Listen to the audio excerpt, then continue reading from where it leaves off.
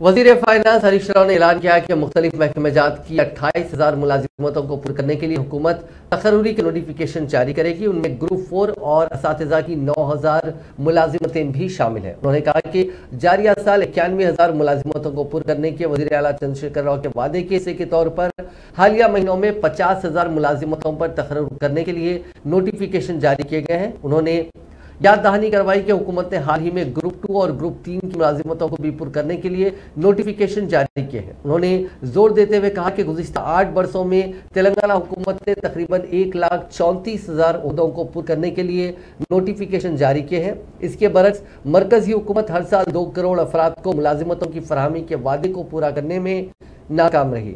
उन्होंने कहा कि मरकजी हुकूमत ने गुज़िश्ता 8 बरसों में बेरोजगारी के मसले को मुकम्मल तौर पर नजरअंदाज कर दिया। उन्होंने निशानदेही करते हुए कहा कि रियासती हुकूमत अपनी अराजी पर मकाना तामीर करने के लिए 3 लाख रुपए देने का प्रोग्राम दशहरा त्योहार के दौरान शुरू करेगी।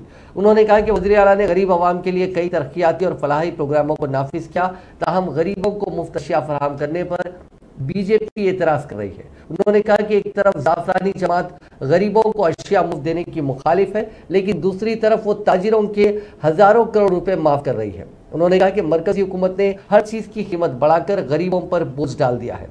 हरीश राव ने बरहमी का इजहार करते हुए कहा कि गैस सिलेंडर की कीमत 1,000 रुपए से तजावुज कर गई है, जिससे आम लोगों के लिए उसे खरीदना नामुमकिन हो गया।